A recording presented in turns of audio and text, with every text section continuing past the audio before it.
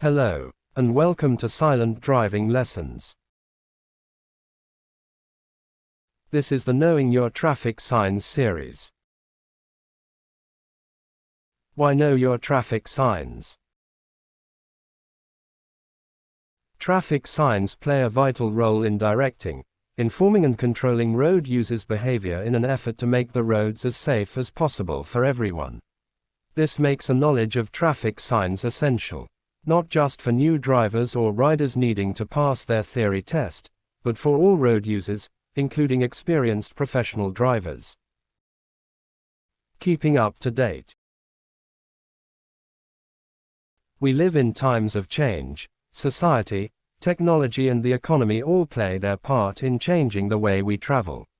New road signs conveying new messages and in new formats are introduced from time to time, so drivers or riders who passed the driving test a few years ago need to keep up to date or run the risk of failing to understand or comply with recently introduced signs.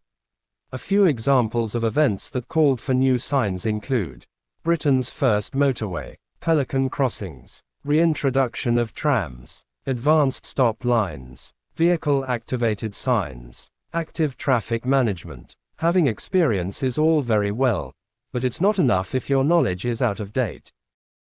Responsibility for traffic signs.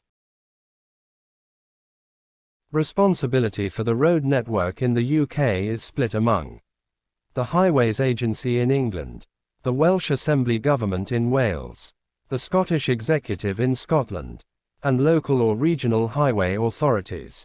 The central administrations mentioned are responsible for the UK's strategic road network. Strategic roads are the highways that link cities, areas of population, ports and airports.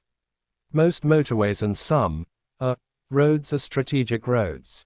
Local or regional highway authorities are responsible for local roads, and this includes a few motorways, all other roads and all other public roads. While responsible for placing, erecting and maintaining traffic signs is split among these bodies, it is important that signs are consistent both in appearance and in the way they are used.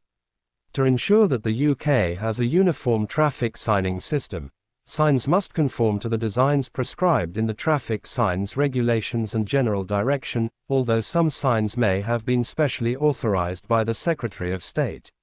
The Traffic Signs Manual, published by TSO, provides detailed guidance for those responsible for designing and installing traffic signs. A brief history of traffic signs. It was probably the Romans who first used traffic signs in Britain. They marked off road distances at 1,000 paces, about 1 mile, with stones called miliares. Most early signposts were erected by private individual at their own expense.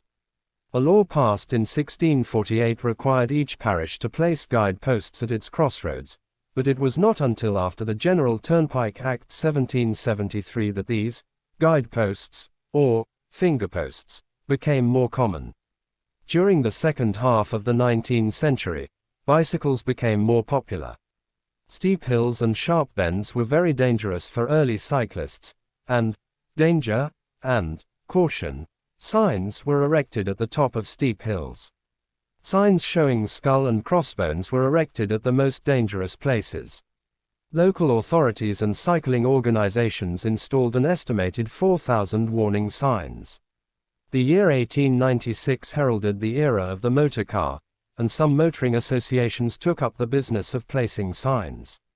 The Motor Car Act 1903 made local authorities responsible for placing certain warning and prohibitory signs. The signs were for crossroads, steep hills and dangerous bends. And B. Numbering of roads was introduced in 1921, and these numbers were shown on fingerpost-style signs alongside the destination and distance. Town or village name signs and warning signs for schools, level crossings and double bends were introduced at the same time. The main task of signposting our roads in the 1920s and 1930s still fell on the motoring organizations, but in 1931 a committee chaired by Sir Henry Maybury was asked to recommend improvements to the signing then in use, and by 1933 further new signs began to appear, including no entry and keep left signs, warning signs for narrow roads and bridges, low bridges, roundabouts and hospitals. Other signs followed during the 1930s, including halt at major road ahead. These formed the basis of our traffic signing until the early 1960s. It was not until 1918 that white lines began to appear on British roads, and during the 1920s their use spread rapidly. In 1926 the first Ministry of Transport circular on the subject laid down general principles on the use of white lines.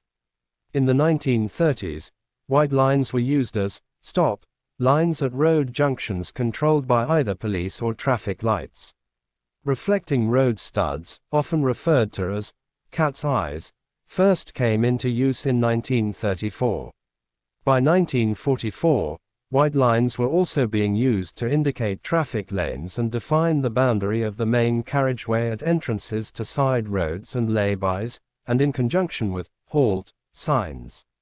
In 1959, regulations came into effect to control overtaking by the use of double white lines. It was realized that the old system of signing would not be adequate for motorways, and the Anderson Committee was set up in 1958 to consider new designs. It recommended much larger signs, with blue backgrounds. Then, in 1961, the Warboys Committee began to review the complete system of traffic signing.